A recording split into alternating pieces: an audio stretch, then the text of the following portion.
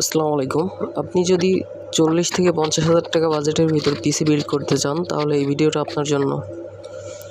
আমি এখন আপনাদের দেখাবো 40 থেকে 50,000 টাকা বাজেটের মধ্যে বেস্ট কনফিগারের একটি পিসি। এখানে থাকবে Asus 510 একটি মাদারবোর্ড, DDR4 এর একটি 8GB গেমিং র্যাম, সাথে থাকবে এডাটা ব্র্যান্ডের 256GB NVMe লিজেন্ড 710। প্রসেসর থাকবে Core i3 10 জেনারেশন, সাথে থাকবে ATX থার্মালটেক গেমিং একটি ক্যাসিং। পাওয়ার সাপ্লাই থাকবে গোল্ডেন ফিল্ডের 500 ওয়াটের। মনিটর অপশনাল, আপনি যে কোনো ব্র্যান্ডের চয়েস করে নিতে পারেন, আমাদের কাছে সব ব্র্যান্ডের মনিটর অ্যাভেলেবেল আছে।